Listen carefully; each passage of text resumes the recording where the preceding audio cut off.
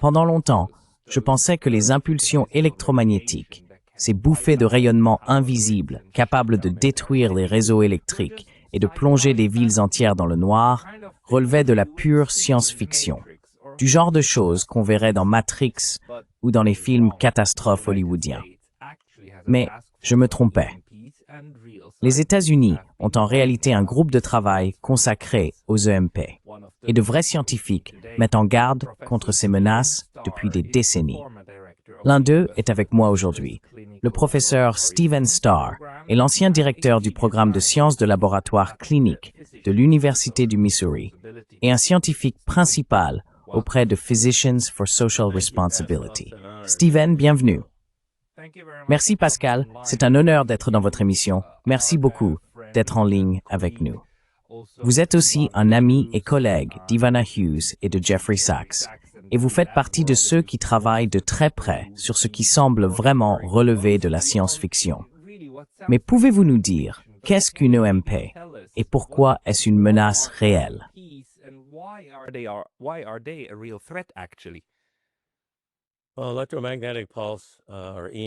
Eh bien, une impulsion électromagnétique, ou IEM, est une décharge d'énergie invisible qui ne nuit ni aux humains, ni aux plantes, ni aux animaux, ni aux structures, mais qui peut induire des tensions et des courants massifs dans tout matériau électriquement conducteur, en particulier les lignes électriques, les antennes et les lignes de télécommunication.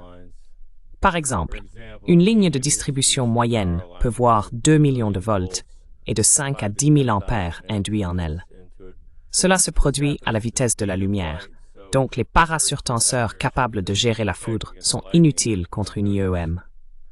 Lorsque cela se produit, tout appareil branché sur le réseau contenant de l'électronique à semi-conducteur est grillé, car on peut endommager un ordinateur rien qu'avec de l'électricité statique.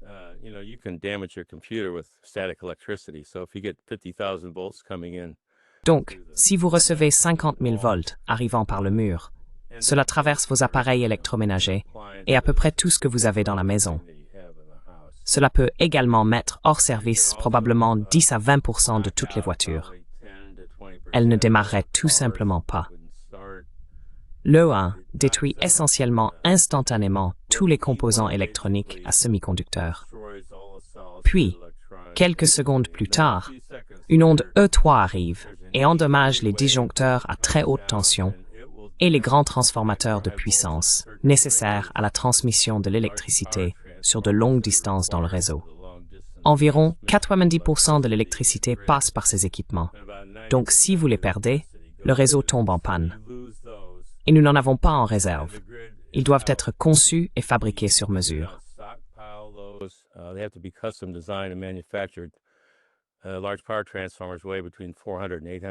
Les grands transformateurs de puissance pèsent entre 180 et 360 tonnes chacun, ce qui les rend difficiles à transporter ou à installer. Le délai d'attente actuel pour ces équipements est d'1 an et demi à 4 ans, et environ 80% sont fabriqués à l'étranger. Ainsi, si on les endommage au point que la plupart cessent de fonctionner, des régions entières pourraient être privées d'électricité pendant des années, littéralement. Et il ne faut, vous savez, qu'une seule arme à superimpulsion électromagnétique pour y parvenir. J'ai écrit un article pour la revue UNS en juin de cette année sur une attaque EMP contre les États-Unis utilisant 3 missiles balistiques, 3 ogives, qui ont explosé au-dessus du territoire continental américain. Je pourrais en parler plus en détail plus tard. C'est donc une réponse un peu longue, mais laissez-moi vérifier mes notes.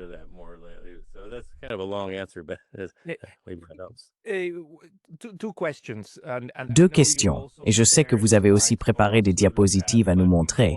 Mais avant cela, 2 points. Quel type d'arme peut provoquer une telle explosion, premièrement? Et deuxièmement, pourquoi n'en avons-nous jamais vu une? Je veux dire, nous avons des armes nucléaires depuis... Désolé, un oiseau vient de s'écraser contre ma fenêtre. C'est effrayant. Bref, pourquoi n'avons-nous jamais vu une telle explosion? Alors que nous vivons avec des armes nucléaires depuis 1945.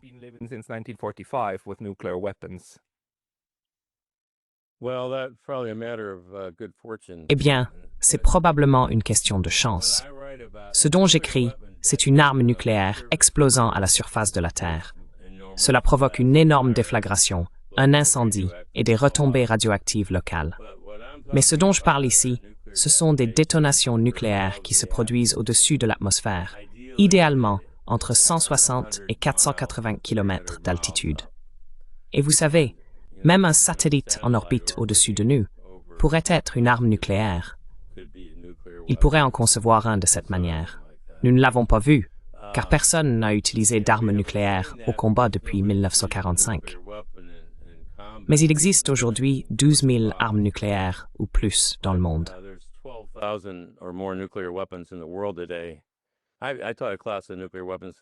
J'ai enseigné un cours sur les armes nucléaires à l'université pendant 11 ans. Et vous savez, les gens ne se rendent même pas compte du nombre d'armes nucléaires qui existent. Pendant des années, je me suis concentré sur les effets de la guerre. La guerre sur le terrain, vous savez, l'usage conventionnel. Mais si vous en faites exploser seulement 1 à 3, vous pouvez détruire le réseau électrique et toute l'électronique. Et en gros, vous savez, probablement anéantir la majeure partie de la population en un an, parce qu'il n'y aurait plus d'électricité ni d'infrastructures nationales essentielles. Pour clarifier, chaque arme nucléaire est aussi une arme à impulsion électromagnétique, car elle émet ce type d'énergie. Ce n'est pas seulement l'explosion en elle-même, c'est aussi le choc électromagnétique qui l'accompagne. Oui, ce qui se passe, c'est qu'au moment de la détonation, une arme nucléaire émet une grande quantité de rayons gamma. Une arme super EMP peut concentrer ces rayons gamma vers la Terre. Les rayons gamma descendent à la vitesse de la lumière, et lorsqu'ils frappent l'atmosphère, ils arrachent des électrons aux molécules d'air et les envoient tournoyer vers la Terre. Ils interagissent avec le champ magnétique terrestre et créent en effet un gigantesque courant électrique dans l'atmosphère. Cela induit d'énormes courants dans les lignes électriques et les lignes de transmission. Tout cela se produit à environ 90% de la vitesse de la lumière, en seulement quelques milliardièmes de seconde. C'est tout ce qu'il faut pour que l'onde E1 frappe. Si tu as cela dans ta présentation, est-ce là que nous devrions le regarder? Bien sûr, je serais ravi de le faire. Je pense que c'est une bonne idée. Je vais partager mon écran ici. D'accord. Voici la première photographie d'une impulsion électromagnétique, IEM. Elle a été prise en 1962. La détonation a eu lieu à environ 860 miles d'Hawaï. Cette photo a été prise depuis Honolulu. Vous pouvez voir l'énorme flash que cela a produit. Une attaque par IEM se produirait de nuit, car c'est à ce moment-là que l'effet E3 est bien plus efficace. Allez-y. Désolé. Est-ce que c'est de la lumière visible, comme la nôtre? Oui, c'est un grand flash de lumière. Si vous regardez ici, dans le coin, ce sont des poteaux téléphoniques, c'est l'île. Et cela a illuminé tout le ciel, tout l'horizon. Ils ont dû faire exploser l'arme plus loin, car si elle avait été à moins de 400 miles, cela aurait pu rendre des gens aveugles. Les armes nucléaires sont presque inimaginablement puissantes. À cette époque, en 1962, nous n'avions pas encore d'électronique à semi-conducteurs. Ils utilisaient seulement des tubes. Mais cela a tout de même mis hors service les lampadaires et ce genre d'équipement. Il a fallu un certain temps avant qu'ils ne commencent à comprendre ce qu'était réellement une IEM. Ainsi, comme je l'ai mentionné plus tôt, une détonation nucléaire au-dessus de l'atmosphère ne provoque ni incendie, ni explosion, ni radiation locale.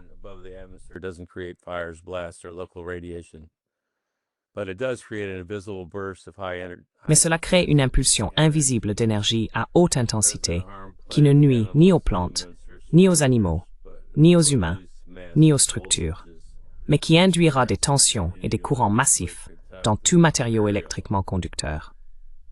Et comme je l'ai mentionné, l'onde E1 de l'EMP, qui descend à la vitesse de la lumière, induira environ 2 millions de vols et entre 5 000 et 10 000 ampères de courant dans les lignes de distribution moyenne tension. Elles ne sont pas conçues pour supporter cela. les lignes de 15 kV peuvent atteindre entre 200 000 et 400 000 volts. Voici une image des 3 réseaux électriques des États-Unis. Vous savez, un réseau est essentiellement une installation de production d'électricité reliée aux consommateurs finaux par des lignes de transmission à longue distance.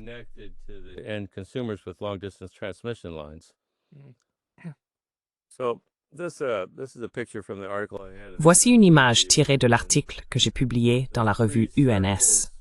Et les 3 cercles indiquent l'endroit où 3 détonations nucléaires se produiraient au-dessus des États-Unis. Ce sont des missiles balistiques tirés depuis un sous-marin.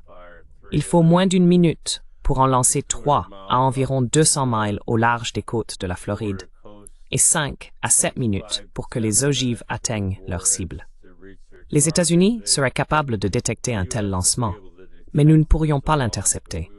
Nous n'en avons pas la capacité. Les grands cercles montrent la zone d'exposition. Chacun couvre des centaines de milliers de milles carrés. L'EMP est un phénomène en ligne de visée. Il recouvre donc l'ensemble des États-Unis.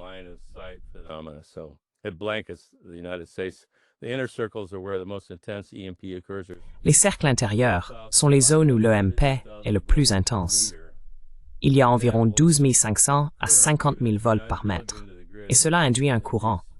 Même si vous n'êtes pas branché au réseau, cela peut tout de même induire 50 000 volts dans un cordon d'alimentation, par exemple. Cela détruit tout ce qui est électronique à semi-conducteurs. Ordinateurs, téléphones portables, routeurs, commutateurs, modems, micropuces, transistors, tous les circuits intégrés. Les dispositifs dispersés utilisés pour contrôler à distance les processus industriels. Ils sont tous détruits instantanément. L'ensemble de notre infrastructure nationale critique repose sur ces éléments. Donc en un instant, cela met pratiquement tout hors service.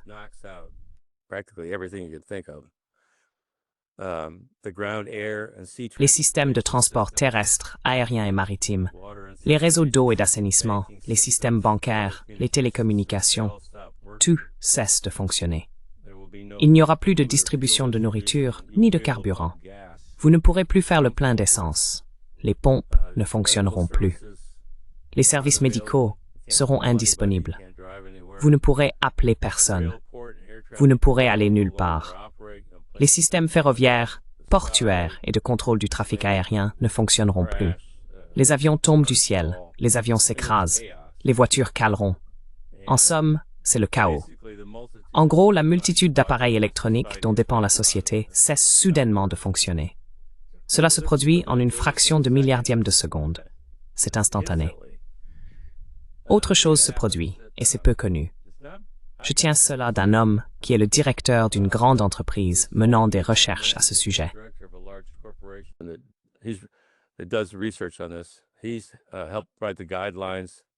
Il a contribué à rédiger les directives du département de la Défense, donc il sait de quoi il parle. Il m'a dit que des millions d'isolateurs en verre sur nos lignes électriques, les lignes de 15 kV qui alimentent environ 78% des foyers, des entreprises et des exploitations agricoles, tomberaient en panne. Ils appellent cela un amorçage. La tension est si forte qu'elle détruit pratiquement ces isolateurs, surtout par temps froid. Si une attaque EMP survenait en hiver, cela les détruirait complètement. Et si vous perdez un seul isolateur en verre sur une ligne, cela peut couper le courant sur toute la ligne de distribution. Donc, si vous en perdez des millions, rien que cela représenterait un projet colossal de réparation, et cela ferait tomber tout le réseau.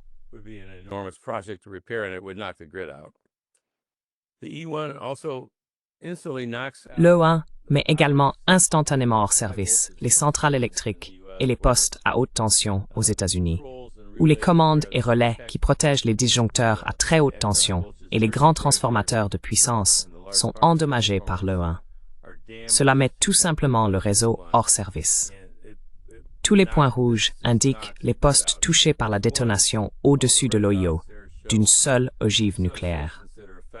En bas, dans le coin, on peut voir à quoi ressemble un poste électrique. On distingue le transformateur et les disjoncteurs. Alors, comment cela fonctionne-t-il? Ce qu'il est vraiment important de comprendre, c'est la manière dont les grands transformateurs de puissance opèrent dans le réseau. En gros, lorsque l'on envoie de l'électricité sur une ligne de transport, on peut en perdre beaucoup, à moins de l'élever à une tension élevée.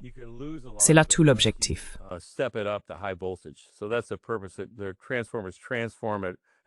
Les transformateurs augmentent la tension à l'usine pour atteindre une haute tension. À l'extrémité de la ligne de transmission, la tension est abaissée afin que l'électricité puisse être distribuée aux utilisateurs finaux. Environ 90% de l'électricité aux États-Unis passe par ces transformateurs. Ils sont indispensables. Sans eux, il est impossible de transmettre l'énergie. Voici une image d'un grand transformateur de puissance. Ils sont énormes. Il n'en existe qu'environ 3000 de cette taille. Les plus grands dont je parle, des transformateurs de 345 kV, 500 kV et 765 kV. Chacun pèse entre 400 000 et 800 000 livres, et ils ne sont pas stockés. Nous n'en fabriquons même pas.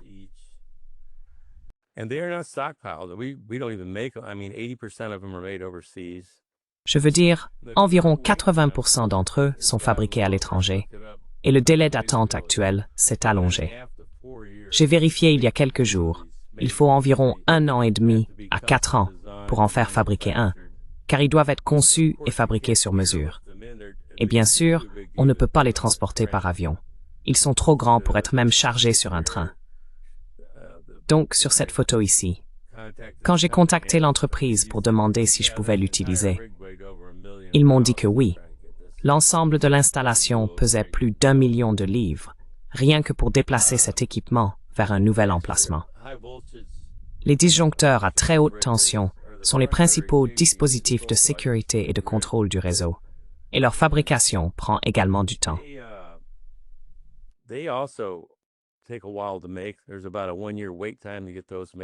Il faut environ 1 an d'attente pour les fabriquer, et nous n'en stockons pas non plus.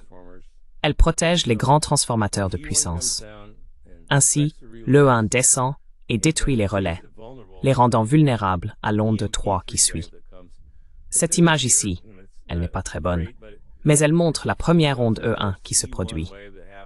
Je ne parle pas beaucoup de l'onde 2, elle est équivalente à la foudre. Elle n'est pas considérée comme aussi dangereuse, car nous avons des parafoudres, mais l'E1 risque d'endommager ces parafoudres. Et le 2 est suivi par l'onde E3, qui induit d'énormes tensions et intensités en courant continu dans les transformateurs de puissance.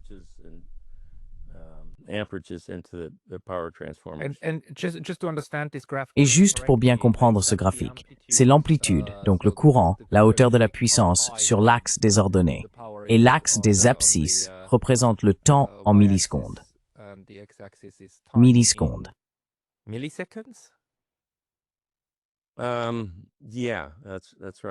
Oui, c'est ça. Je ne voulais pas rendre ça trop technique pour tout le monde, mais l'idée principale, c'est qu'ils fonctionnent différemment. L'onde E1 induit des tensions, tandis que l'E3 induit un courant continu. C'est un phénomène différent. L'E3 induit du courant à la fois au-dessus et au-dessous du sol. Vous savez, en 1962, les Soviétiques ont mené une série d'essais juste avant l'entrée en vigueur du traité d'interdiction des essais. Ils ont fait exploser des armes d'environ 300 kilotonnes, et l'une d'elles a brûlé toutes les lignes téléphoniques et électriques aériennes. Elle a même envoyé une surtension électrique dans une ligne d'alimentation souterraine à 600 000 de là, jusqu'à une centrale électrique, et a mis le feu à la centrale.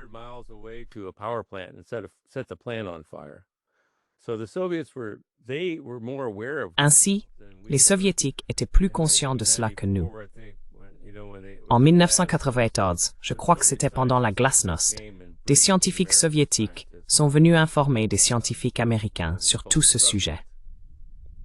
Une autre chose que j'ai apprise au cours de ce processus, et qui m'a vraiment étonné, c'est qu'on peut faire exploser une arme nucléaire au-dessus de la péninsule du Yucatan, et qu'il existe en réalité 2 formes d'ondes E3, une onde de souffle et une onde de soulèvement. Les effets de l'onde de souffle se produisent à plus de 1000 milles au nord de l'endroit où a lieu la détonation, et ils sont très puissants. Une seule détonation au-dessus du Yucatan, avec par exemple une arme d'1 mégatonne, pourrait mettre hors service le réseau électrique américain. Cela n'a pas l'effet E1.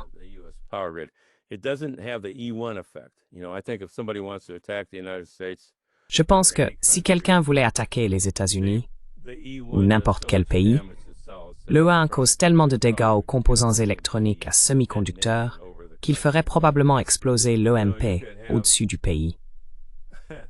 Mais on pourrait très bien avoir, vous savez, un missile lancé quelque part dans le Golfe, explosant au-dessus du Yucatan, et cela suffirait à mettre notre réseau hors service. Et les satellites nord-coréens passent régulièrement au-dessus du territoire continental des États-Unis et de la péninsule du Yucatan. Ils sont censés être des satellites de communication, mais on ne les a jamais vus transmettre quoi que ce soit. Donc, vous savez, je ne cherche pas à diaboliser qui que ce soit. Il y a simplement tellement de politique mêlée à tout cela. Mais ce que j'essaye de montrer, c'est le danger que représentent les armes nucléaires pour tout le monde.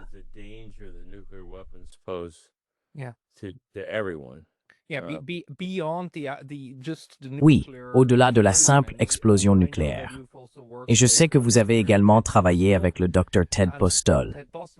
Ted Postol, bien sûr, avec d'autres, nous a montré ce que signifierait l'explosion d'une arme nucléaire au-dessus de New York.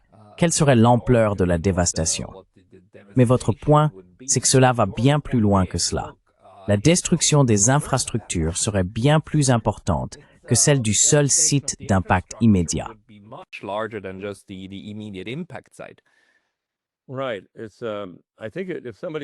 D'accord. Je pense que si quelqu'un voulait vaincre les États-Unis, il pourrait le faire. Mais il ne s'agit pas seulement des États-Unis. Tout pays dont le réseau électrique, les infrastructures ou les centrales nucléaires ne sont pas protégés court le même risque que nous. Difficile à trouver. J'ai écrit à propos des États-Unis parce que j'avais accès aux informations ici. Je ne sais pas pour la Russie ou la Chine. Mais c'est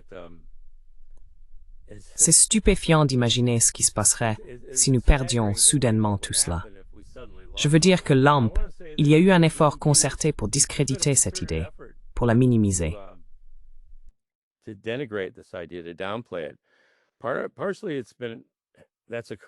En partie, cela s'est produit parce que les compagnies d'électricité ne veulent pas dépenser d'argent pour protéger le réseau. Les lois proposées jusqu'à présent ont été mal rédigées et elles auraient fait peser sur elles la responsabilité de la protection du réseau.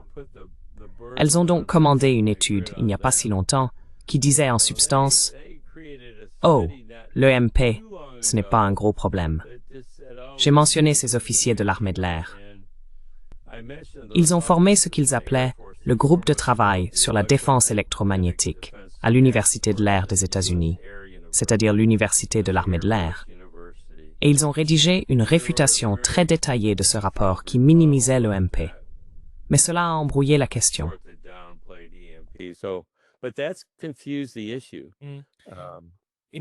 Dans ce cas, passons à l'aspect politique dans un instant, mais tu as encore quelques diapositives pour nous, n'est-ce pas? Finissons-les, puis nous y allons. Bien sûr. Voyons cela.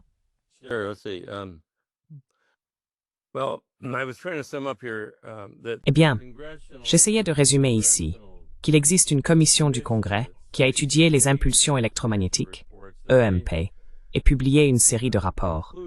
Elle a conclu qu'environ 90% des Américains mourraient dans l'année suivant la perte de toute infrastructure et de toute électricité. Et nous pouvons nous en protéger. La technologie existe pour protéger notre réseau et nos infrastructures, du moins en grande partie. Nous pourrions le faire pour peut-être un quart de ce qui a été dépensé pour la guerre en Ukraine. C'est donc simplement une question de volonté politique. Et si nous protégeons le réseau contre les EMP, cela le protégera également contre les tempêtes solaires.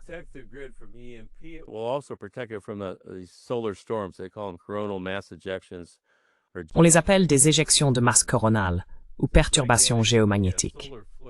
C'est une gigantesque éruption solaire qui frappe directement la Terre, des particules de plasma chargées, et qui a le même effet qu'une onde EMP E3. Si elle est suffisamment puissante, elle pourrait mettre hors service le réseau électrique à l'échelle mondiale. C'est donc un phénomène garanti. Cela se produit. Le plus grand événement connu remonte à 1859. On l'appelle l'événement de Carrington, du nom de l'astronome qui a observé l'éruption. Mais à l'époque, bien sûr, il n'y avait pas beaucoup d'appareils électroniques, même si cela a mis le feu à des clôtures en fil barbelé et projeté des opérateurs de télégraphe hors de leurs chaises.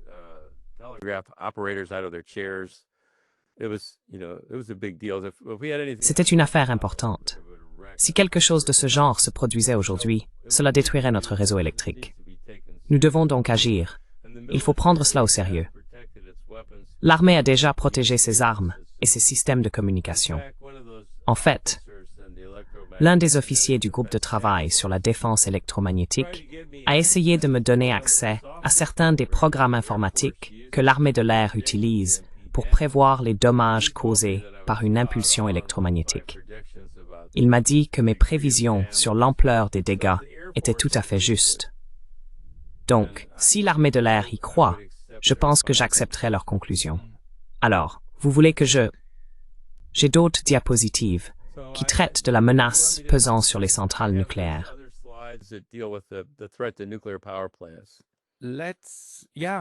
Oui, alors, s'il vous plaît, dites-nous, que se passerait-il avec les centrales électriques si un tel événement se produisait? Et d'accord, vous venez d'aggraver les choses, parce que vous avez dit que ce ne sont pas seulement les humains qui font cela à d'autres humains, mais aussi le système solaire qui nous le fait.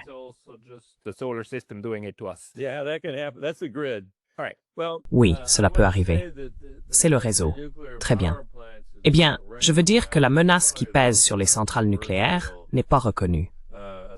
C'est probablement l'affirmation la plus controversée que j'ai faite. J'ai écrit un livre à ce sujet. Il a été publié en 2023 et j'ai également publié un article dans The UNS Review. La Commission de réglementation nucléaire estime que les impulsions électromagnétiques, EMP, ne représentent pas une menace pour les centrales nucléaires qu'elle supervise. Ils disposent de quelques anciennes études, mais n'ont jamais effectué de tests complets. Ce qui est réellement en danger, ce sont les systèmes d'alimentation d'urgence et les systèmes actifs de refroidissement d'urgence du cœur. Ces systèmes sont nécessaires pour arrêter un réacteur en toute sécurité après un arrêt d'urgence ou une fois qu'il est arrêté. Et ces systèmes that's remplis de commandes et de composants et de semi-conducteurs qui n'ont jamais été testés.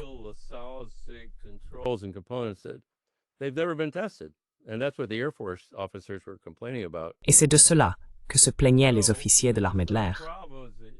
Comme ce n'est pas considéré comme un problème, aucun des opérateurs des centrales n'est formé pour faire face aux effets d'une attaque par impulsion électromagnétique. Aucune pièce de rechange n'est stockée dans les centrales. Elles sont, à mon avis, très vulnérables. Voici les deux rapports publiés par l'armée de l'air. L'un d'eux souligne les dangers des piscines de combustible usé. Une piscine de combustible usé se trouve à côté de chaque réacteur nucléaire et elle stocke toutes les barres de combustible usé hautement radioactives. La NRC a écouté les officiers de l'armée de l'air, mais elle a déclaré « Eh bien, nous n'acceptons pas vos conclusions ». Ainsi, lorsque le réseau tombe en panne, l'onde E1 met le réseau hors service, chaque réacteur nucléaire en fonctionnement aux États-Unis devrait procéder à un arrêt d'urgence. Et ce ne nécessite pas d'électricité.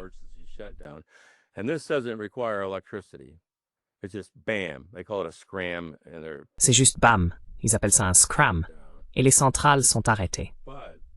Mais dans le cœur du réacteur, il reste encore une énorme quantité de chaleur, ce qu'ils appellent la chaleur résiduelle, provenant des produits de fission, du combustible usé et du combustible encore dans le réacteur. Il y a là des centaines de millions de watts de chaleur. Lorsqu'un réacteur fonctionne normalement, il est exigé, en environ 10 secondes, généralement 2 ou 3, que le système de refroidissement d'urgence se mette en marche. Normalement, quand un réacteur est en fonctionnement, on pompe des centaines de milliers de gallons d'eau par minute à travers le cœur du réacteur. C'est dire la quantité de chaleur en jeu. Et le cœur du réacteur et la cuve du réacteur ne sont pas si grands, environ 5 mètres de large et 9 à 12 mètres de haut, dont la moitié est remplie de métal.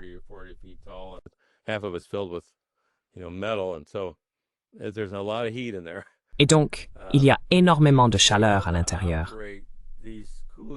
Si vous ne parvenez pas à faire fonctionner ces systèmes de refroidissement principaux, les pompes cessent de fonctionner. S'il n'y a pas d'alimentation électrique pour faire tourner les pompes, et si celles-ci sont endommagées en même temps que tous les composants à semi-conducteurs qu'elles contiennent, alors le cœur du réacteur va rapidement surchauffer, en quelques minutes seulement. L'eau à l'intérieur devient surchauffée, se transforme en vapeur, bloque la circulation de l'eau, et le réacteur s'autodétruira en quelques heures ou moins. C'est ce qui s'est passé à Fukushima. La différence à Fukushima, c'est qu'ils ont eu environ 1 heure d'avertissement, car il y a d'abord eu le tremblement de terre qui a provoqué un arrêt. Ils ont donc commencé un processus d'arrêt à froid. Même pendant cette première heure, on peut passer 7% à 2% Gillismore. On élimine environ 5% de la salle existante. Il se refroidit assez rapidement. Eh bien, avec une impulsion électromagnétique, ce ne serait pas le cas. Il y aurait toute la chaleur. Mais une fois que le tsunami a frappé, il a détruit leur générateur diesel de secours et la batterie de l'unité 1, et ce réacteur a fondu en l'espace de 5 à 7 heures. Les 2 autres réacteurs avaient encore leur batterie, mais lorsqu'elles se sont épuisées, ils ont fondu en quelques jours. Et le gouvernement japonais a caché cela. Ils n'ont rien dit. Ils ont menti pendant des mois. Voici une photo d'une salle de contrôle dans une centrale nucléaire. Si vous perdez toute l'alimentation, il fera sombre là-dedans. Vous aurez peut-être quelques lampes de poche.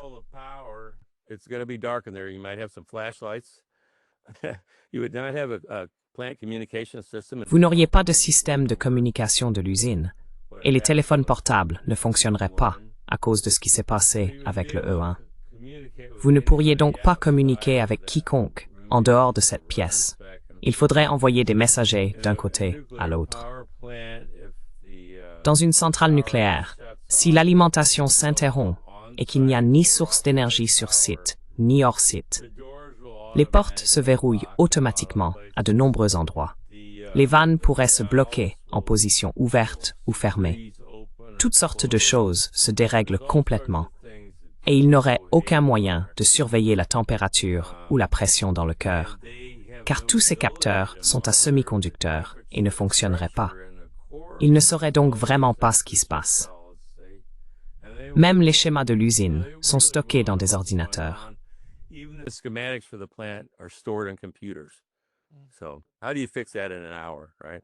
Alors, comment résoudre ce problème en 1 heure, n'est-ce pas?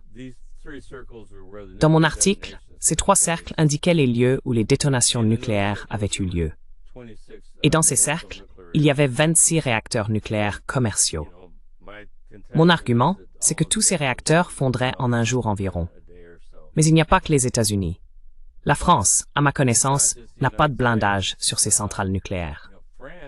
Si vous faisiez exploser une arme à super impulsion électromagnétique au-dessus de la France, vous pourriez probablement provoquer la fusion de plus de 50 réacteurs français en même temps. C'est très inquiétant pour moi. Cela a d'ailleurs attiré l'attention de certains de mes amis en Europe quand je leur en ai parlé. Et j'aimerais beaucoup qu'on me prouve que j'ai tort.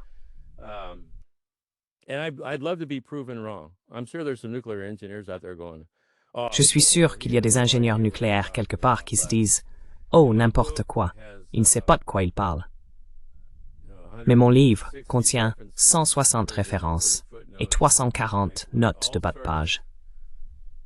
J'y ai mis toutes sortes de références et d'annexes, parce que je savais qu'on me poserait des questions, alors je justifie tout ce que je dis. Voilà ce qui se passe lorsqu'un réacteur fond. Voici une animation montrant la propagation du césium-137 à travers l'Europe après l'explosion du réacteur de Tchernobyl en 1986. Il avait un cœur en graphite. Or, il existe 2 réacteurs de type Tchernobyl à la centrale nucléaire de Kursk qui n'ont pas d'enceinte de confinement. Ils ne disposent pas de dôme de béton protecteur et sont donc très vulnérables à une frappe de missile. Cela m'inquiète beaucoup, car, comme nous l'avons vu pendant la guerre, les centrales nucléaires deviennent des cibles en temps de guerre. Oui. Donc tout cela s'élève. Le césium-137 est le deuxième élément le plus volatile après le mercure.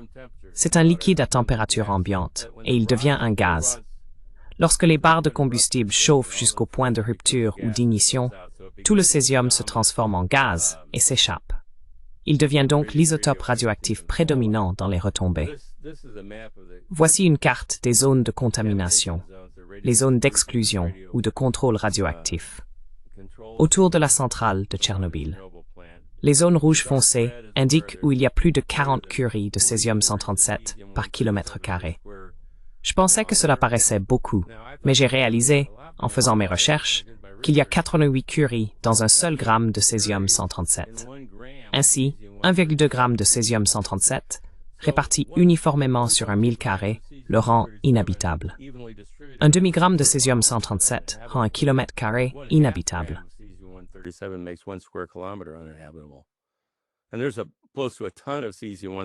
Et il y a près d'une tonne de césium-137 dans les barres de combustible usées de chaque centrale nucléaire américaine. J'ai fait ce calcul pour l'illustrateur. Une pièce de 10 cents américaine pèse 2,7 grammes. Et si vous preniez un poids équivalent de césium-137, que vous le transformiez en aérosol et que vous le dispersiez au-dessus de Central Park, il serait impossible d'y vivre pendant 100 ans ou plus. Du moins selon les normes actuelles de sécurité radiologique. C'est à quel point cette substance est toxique. Voici des images des piscines de combustible usé, où le combustible doit être transféré sous l'eau à chaque rechargement, car on ne peut pas l'exposer à l'air. Il s'enflammerait. Il vous tuerait également en quelques secondes si vous vous en approchiez. Il doit rester dans les piscines pendant au moins 6 ans. Avec l'ivotérissement plus élevé ici aujourd'hui, abstinence with qu'à 20 ans. Et ce n'est non qu'obstruction d'asthma growth.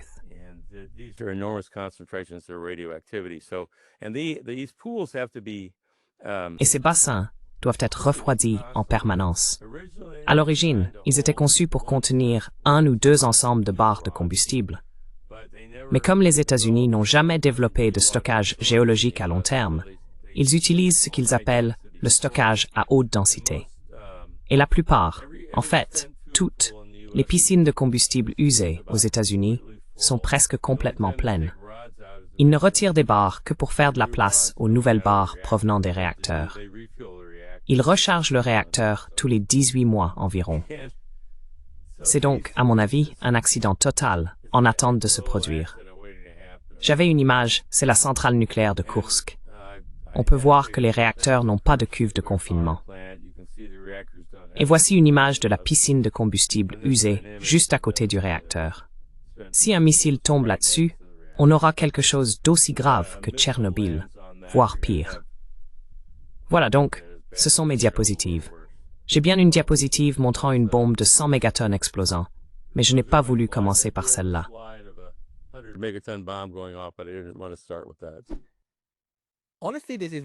Honnêtement, c'est très effrayant. Mais une chose que je dois encore comprendre, c'est si ces superarmes à impulsion électromagnétique, P, constituent une catégorie distincte d'armes nucléaires de... Désolé, parce que je ne sais pas grand-chose. La seule chose que je connais, ce sont les armes nucléaires tactiques et les armes nucléaires stratégiques. Et j'ai toujours pensé que les armes nucléaires stratégiques étaient plus grandes, montées sur des missiles plus imposants, et qu'elles visaient, vous savez, des villes comme New York, Seattle, Moscou, Saint-Pétersbourg, parce qu'on veut menacer stratégiquement la population de l'autre camp. Mais que sont donc ces armes nucléaires EMP?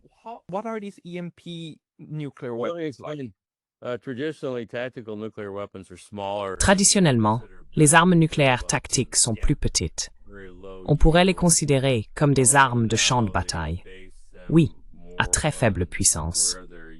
Bien qu'aujourd'hui, on les classe plutôt selon l'endroit où elles sont utilisées et leur portée, plutôt que selon leur puissance. Car les armes nucléaires tactiques, P-61, les bombes à gravité que les États-Unis possèdent en Europe, ont une puissance variable. On peut les régler entre environ 50 et 175 kilotonnes. Une arme nucléaire stratégique est généralement considérée comme commençant à partir d'environ 90 à 100 kilotonnes, et au-delà. Nous avons une bombe B-83 d'environ 1,2 ou 1,3 mégatonnes, soit 1300 kilotonnes.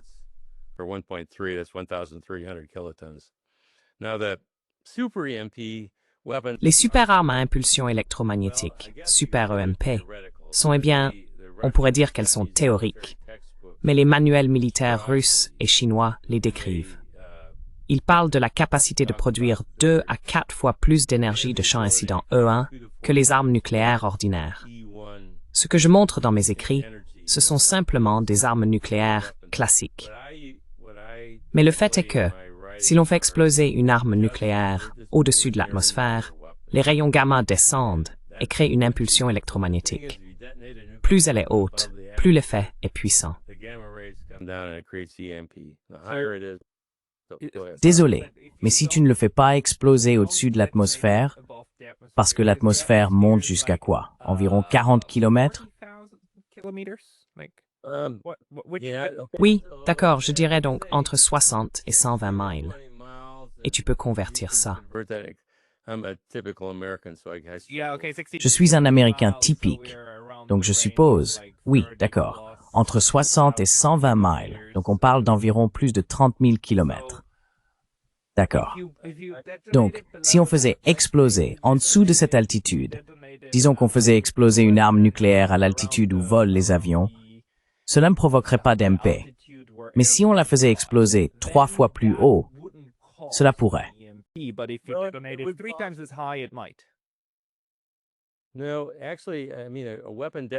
Non, en fait, je veux dire qu'une arme qui explose au niveau du sol provoque bien une impulsion électromagnétique, mais elle ne se propage tout simplement pas aussi loin.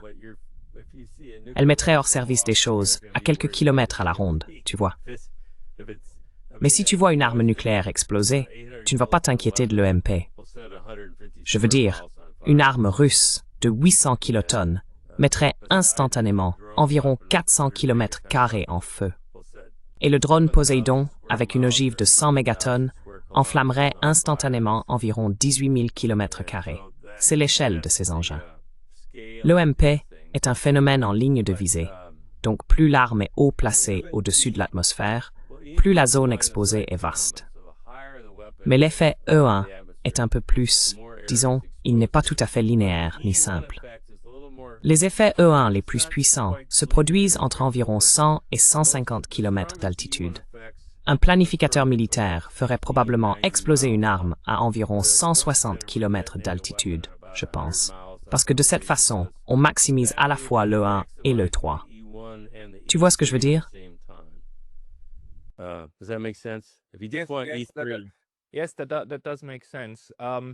Oui, cela a du sens. Vous savez, les seules armes nucléaires jamais testées sur des êtres humains l'ont été, bien sûr, en 1945, à Hiroshima et Nagasaki. Et l'une des raisons pour lesquelles ces deux villes ont été choisies n'était pas leur valeur militaire, mais le fait qu'elles étaient situées entre la mer d'un côté et des chaînes de montagnes de l'autre. Ainsi, l'essai serait raisonnablement certain de ne pas dépasser une certaine portée. Et toutes deux ont bien sûr explosé au-dessus du sol, n'est-ce pas? Elles n'ont pas réellement touché le sol. Elles ont explosé au-dessus des centres-villes. Ah oui. Et ensuite, l'explosion. L'une des questions auxquelles on cherchait à répondre était quels sont les impacts concrets sur les infrastructures. Mais ils ne voulaient pas exposer une trop grande zone à cela.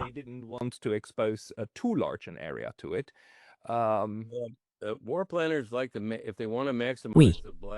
Les planificateurs militaires, s'ils veulent maximiser l'explosion, règlent la détonation à une altitude où se produit une sorte de double onde de choc, l'une provenant de l'explosion elle-même et l'autre réfléchie par le sol, et elles se combinent. Si l'on veut plutôt mettre l'accent sur les effets thermiques, on place la détonation un peu plus haut. Mais vous savez, quand j'en ai écrit, les effets thermiques, les tempêtes de feu, sont si extrêmes que je parle même pas de l'onde de choc. Parce que vous savez, quand on déclenche une arme nucléaire, c'est comme un morceau de soleil. Un explosif conventionnel brûle à environ 4000 à 7000, voire 8000 degrés Fahrenheit.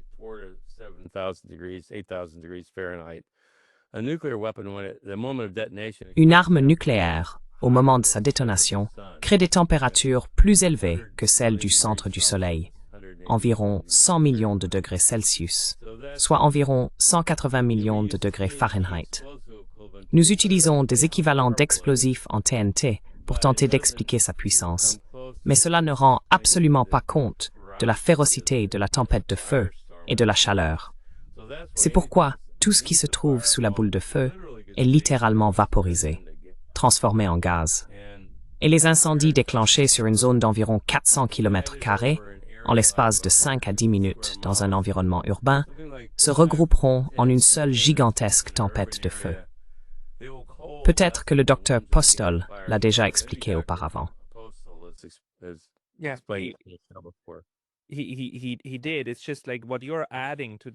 Il l'a fait. Ce que tu ajoutes à cette discussion, c'est que si l'on prend en compte l'impact de l'explosion EMP sur les infrastructures modernes, ces armes deviennent, au-delà de leur barbarie immédiate, presque inévitablement capables de paralyser presque tous les systèmes nécessaires au maintien de la vie dans la zone ciblée, n'est-ce pas? Et sur une zone très très vaste. Donc, en gros, on ne peut pas contenir les conséquences sociales de cela. Ce n'est pas seulement la zone qui est vaporisée. C'est oui.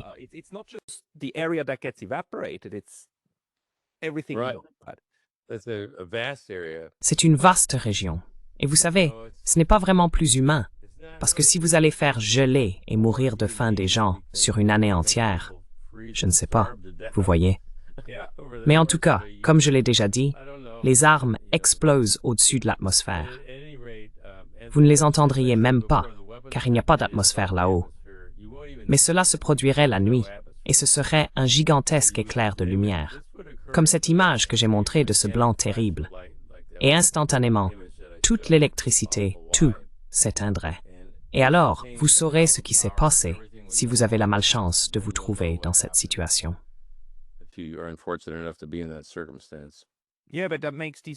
Oui, mais cela rend ces armes encore plus inutilisables, dans le sens où si tu les utilises, c'est fini. Et puis sur les images que tu as montrées, on ne peut pas simplement attaquer les États-Unis. C'est impossible, non? Tu affecterais immédiatement le Canada et le Mexique, au minimum.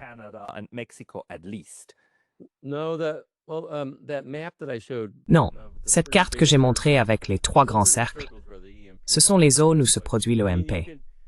Je veux dire, si vous faites exploser une arme à 1000 milles d'altitude, l'effet ne sera pas le même. Il y a un point de rendement décroissant en ce qui concerne l'intensité de l'EMP.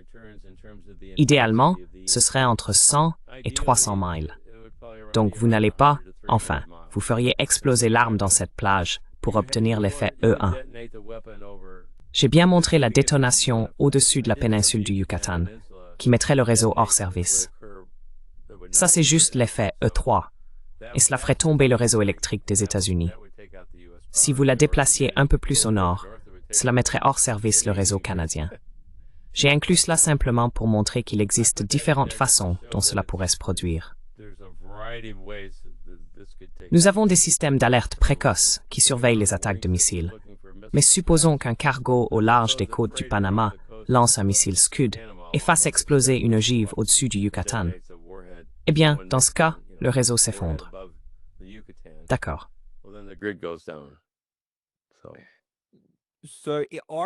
Alors, existe-t-il réellement des moyens de protéger le réseau? Y a-t-il des façons de, je veux dire, si l'on parle de la Chine et de la Russie, s'ils sont conscients de ce type d'effet, que feraient-ils probablement pour protéger leurs propres infrastructures?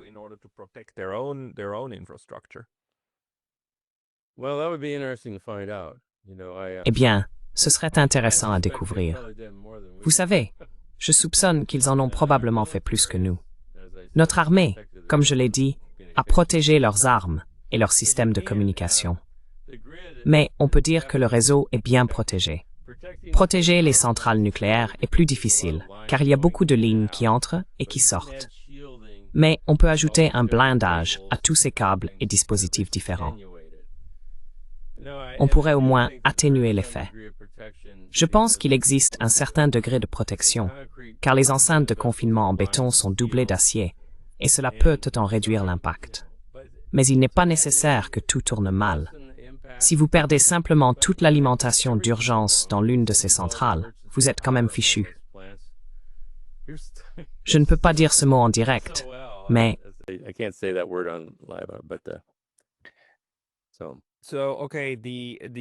Donc, d'accord.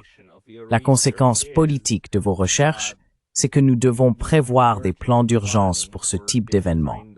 Non seulement parce que quelqu'un pourrait tirer une arme, mais aussi parce qu'une de ces éruptions solaires pourrait provoquer une panne similaire.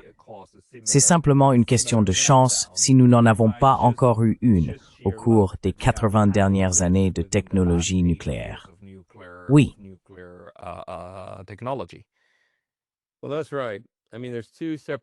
Eh bien, c'est exact.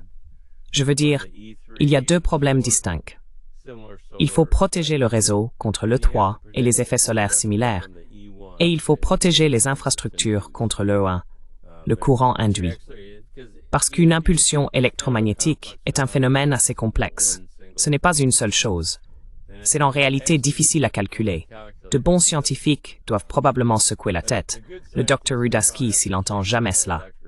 Parce que lorsqu'on calcule une impulsion électromagnétique, il y a un angle. Les lignes électriques doivent lui être perpendiculaires. Tout n'est pas touché de la même manière.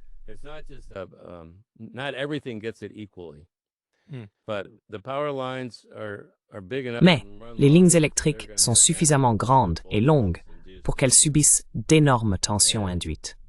Et cela en soi suffit à griller à peu près toute l'électronique que nous possédons. Il existe certaines entreprises qui commercialisent des dispositifs censés protéger contre les impulsions électromagnétiques. Et je ne sais pas, il y en a peut-être de disponibles, mais je ne vais pas en faire la publicité ici. Je pense simplement qu'il est impératif que nos législateurs prennent des mesures à ce sujet. Il n'y a aucun lobby qui cherche à soudoyer qui que ce soit pour le faire.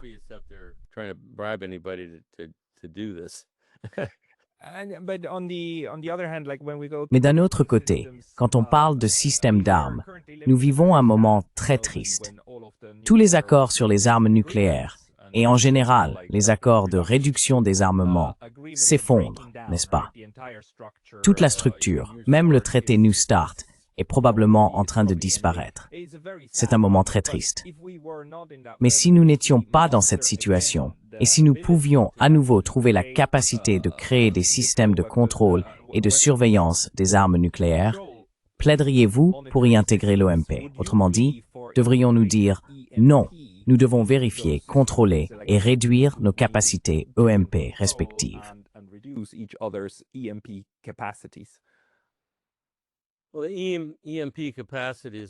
Eh bien, la capacité EMP n'est qu'une fonction de l'utilisation d'une arme nucléaire pour générer une impulsion électromagnétique.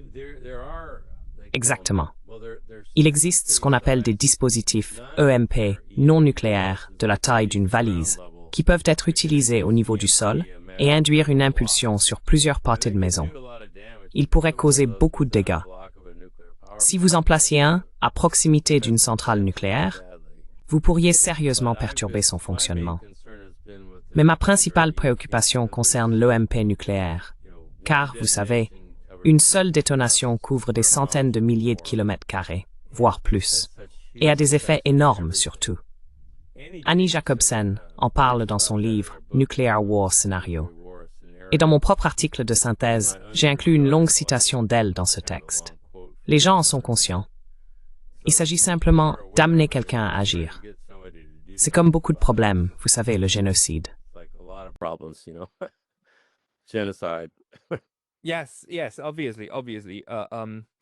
Oui, évidemment.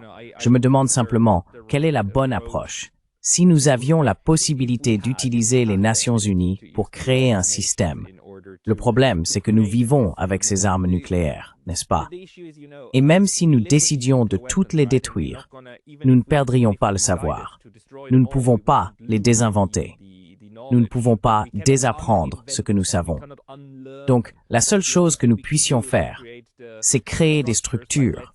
Par exemple, Le traité de non-prolifération est un bon exemple de la manière dont on combine des mécanismes de contrôle avec des mécanismes d'accès aux composants nucléaires nécessaires. Et on crée une structure qui a plutôt bien fonctionné. Pas parfaitement, mais plutôt bien. Alors, quel type d'accord, sur le plan diplomatique, devrions-nous mettre en place pour disposer de mécanismes efficaces afin d'empêcher que ce genre de choses ne se produisent potentiellement? Je veux dire, celles d'origine humaine.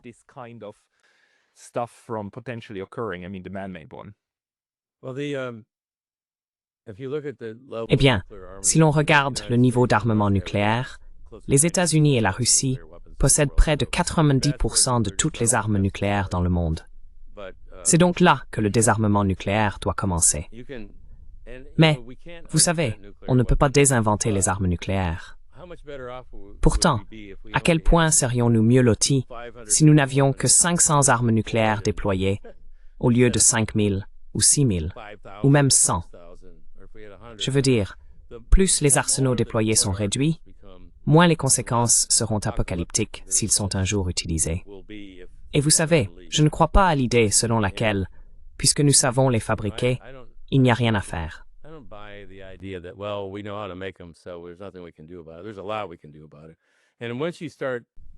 Il y a beaucoup de choses que nous pouvons faire à ce sujet. Et une fois que vous commencez, si vous vous engagez réellement sur la voie du désarmement, c'est aussi une voie de construction de la confiance. Une fois qu'il n'y a plus d'armes prêtes à être lancées, vous savez, les ICBM américains sont maintenus avec leurs moteurs sous tension 24 heures sur 24, avec des opérateurs assis à leur console en permanence, attendant les codes de lancement pour pouvoir, vous savez. Et la Russie fait la même chose. Leur autorité nationale de commandement peut en réalité passer outre tous les niveaux inférieurs de commandement et lancer directement depuis leur quartier général. Nous sommes donc toujours sur une glace très mince. Nous ne nous en rendons simplement pas compte.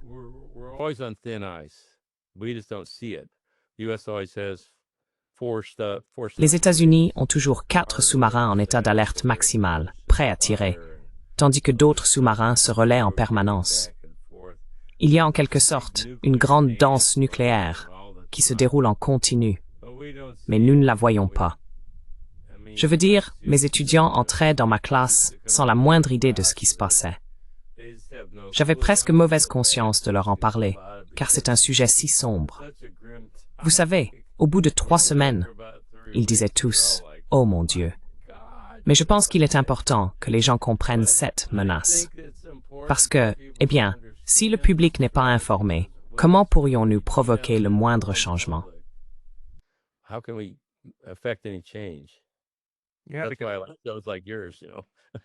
C'est pour ça que j'aime des émissions comme la vôtre, vous savez. Non, non. Il faut à nouveau rassembler la volonté politique sur le terrain pour exiger que cette folie soit contenue. Je veux dire, même si nous ne pouvons pas nous en débarrasser complètement, il faut travailler là-dessus. Et vous savez, parfois les gens me surprennent parce qu'ils commencent à avancer des arguments du genre « Oh, mais la destruction mutuelle assurée est un système de sécurité et de stabilité, donc nous n'avons pas à nous inquiéter. » Et je me dis, écoutez, pourquoi l'Allemagne aujourd'hui, un État armé qui n'a pas, enfin, d'accord, l'Allemagne est peut-être un mauvais exemple parce qu'ils ont des armes nucléaires américaines stationnées là-bas, le partage nucléaire, ce qui est en gros une plaisanterie, mais une mauvaise plaisanterie.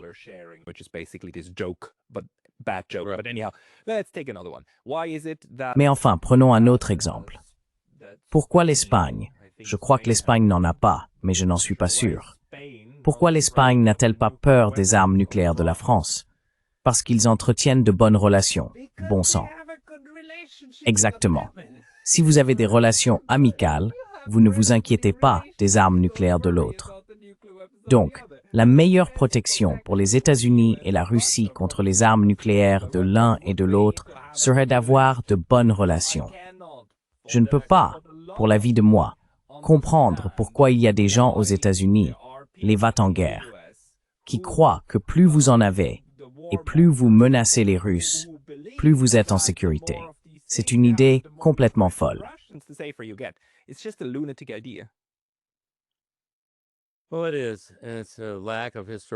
Eh bien, c'est le cas. Et c'est un manque de compréhension historique des Russes. Les Soviétiques ont perdu 27 millions de personnes en combattant les nazis pendant la Seconde Guerre mondiale. Et ils ne permettront pas qu'une telle chose se reproduise. Ils considèrent donc la guerre en Ukraine comme une menace existentielle pour eux. Et ici, je ne sais pas. Toute la question de la destruction mutuelle assurée semble avoir disparu. Je ne sais même plus quoi penser de la dissuasion nucléaire, car lorsqu'on voit des attaques contre les systèmes russes d'alerte stratégique et les bombardiers menés clairement avec l'aide de satellites américains, ou du moins britanniques, eh bien, ils disposent de moyens techniques nationaux pour guider tous ces drones vers leurs cibles.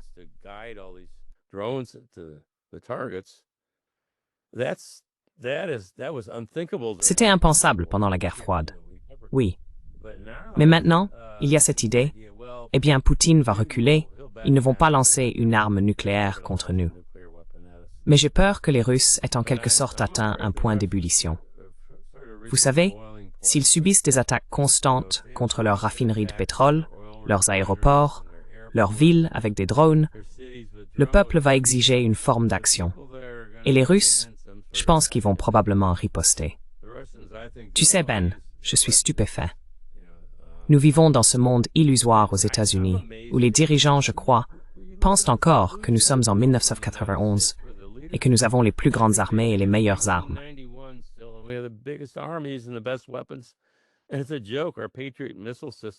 Et c'est une blague. Nos systèmes de missiles Patriot ne peuvent pas abattre les missiles russes. C'est de la technologie du XXe siècle. Les Russes ont 4 ou 5 versions différentes de missiles hypersoniques. Nous n'en avons même pas un seul.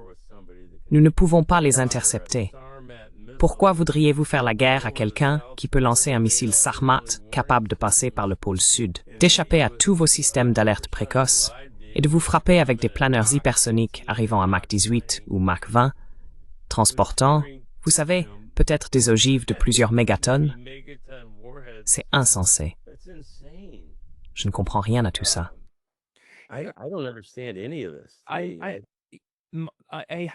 J'ai pour l'instant cette hypothèse de travail, selon laquelle l'un des principaux problèmes vient du fait que certaines des personnes qui prennent ces décisions, surtout en Occident et particulièrement aux États-Unis, raisonnent avant tout en termes de marketing, de l'image que cela renvoie à leur propre population dans la sphère de la propagande.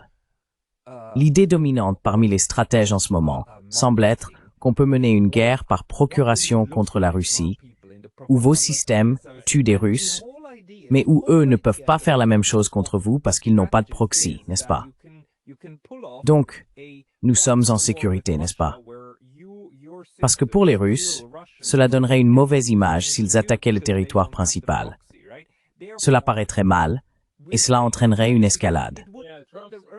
Mais toute cette logique repose sur l'hypothèse que les Russes se soucient réellement de la manière dont cela est perçu par l'opinion publique. Bon point. Eh bien, je pense que nous croyons à notre propre propagande. Ouais. Et franchement, l'idée que Trump puisse se présenter comme un médiateur, alors qu'il est en réalité un co-belligérant, est une plaisanterie. Vous savez, toute cette histoire, je ne sais pas si les Russes essaient simplement de le ménager parce qu'ils le trouvent fou ou autre chose, mais je pense que nous arrivons à un point où les Russes ont décidé qu'ils allaient gagner sur le champ de bataille. Et l'OTAN n'a aucun moyen, à moins de vouloir recourir à l'arme nucléaire, il n'y a aucun moyen d'arrêter les Russes.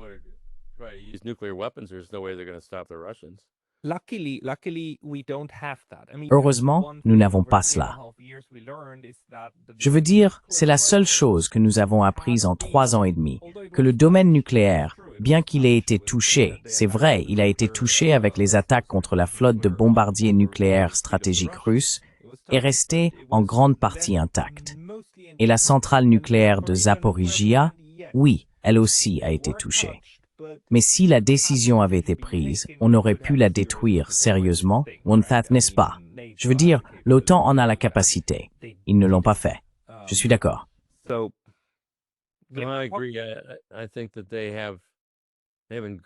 Je pense qu'ils n'ont pas franchi toutes les limites, mais il y a certaines choses que, selon moi, les Russes ne toléreront pas, comme si les Allemands commençaient à tirer des missiles Taurus sur la Russie. Oui. Ou, tu sais, les Britanniques, avec leur Storm Shadow. J'ai entendu dire que les Russes détestent peut-être autant les Britanniques que les Allemands à ce stade. Donc, c'est vraiment grave. Comme tu l'as dit, il n'y a plus de confiance. Nous avons pris la direction opposée. Les accords de Minsk se sont révélés être une ruse. Alors pourquoi la Russie voudrait-elle signer un autre traité si les États-Unis lui ont menti? Eh bien, si Hollande et Merkel ont admis que Minsk n'était qu'un moyen de donner à l'Ukraine le temps de se réarmer, pourquoi voudrait-on un autre cessez-le-feu? Pourquoi les Russes le voudraient-ils?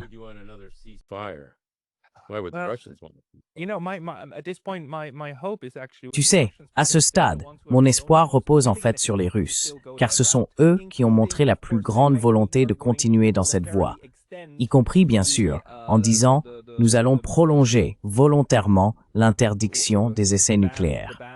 Nous allons la respecter, même si nous n'y sommes plus obligés, dans l'espoir que les Américains fassent de même. » Il y a donc encore l'espoir de pouvoir créer quelque chose, une structure politique.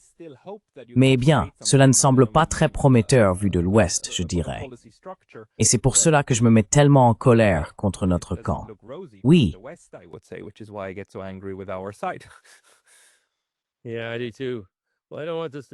Oui, moi aussi. Eh bien, je ne veux pas que tout cela soit sinistre et déprimant, mais je pense que je voulais au moins diffuser des informations sur les impulsions électromagnétiques, parce que c'est tellement mal compris. Vous savez, ici, on a tendance à considérer cela comme une question néoconservatrice, ce qui me fait rire, parce que je suis tout le contraire d'un néoconservateur. Et je veux aussi préciser, pour ceux qui se poseraient la question, que je ne suis pas un grand partisan de l'énergie nucléaire, principalement à cause des déchets radioactifs, mais je ne veux pas voir les centrales nucléaires fondre. Je veux qu'elles soient au moins protégées contre les impulsions électromagnétiques. Donc, vous savez, si vous lisez mon livre, j'y suis plus explicite à ce sujet. Je mettrai le lien dans la description ci-dessous. Où les gens doivent-ils aller s'ils veulent acheter le livre ou trouver vos articles? Où sont-ils publiés?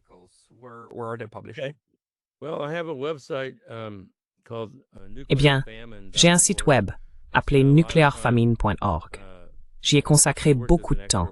J'ai travaillé comme témoin expert aux Nations Unies et j'ai témoigné pour la Suisse et la Nouvelle-Zélande au sujet de l'hiver nucléaire et du lancement sur alerte. J'ai donc beaucoup d'informations à ce sujet. J'ai mon article sur l'EMP, celui que j'ai écrit pour la revue UNS en juin de cette année, sur mon site web. Et vous pouvez également le trouver sur la revue UNS. Amazon et Barnes & Noble vendent aussi mon livre. Vous pouvez taper Stephen Starr, Stephen avec un V, Starr avec 2 R, et je crois, attaque EMP ou quelque chose comme ça, et vous devriez pouvoir le trouver. D'accord. Je vais voir si je peux mettre le lien directement dans la description pour que les gens puissent vous trouver. Professeur Stephen Starr, merci beaucoup pour votre temps aujourd'hui. Eh bien, merci beaucoup de m'avoir invité. J'ai vraiment apprécié.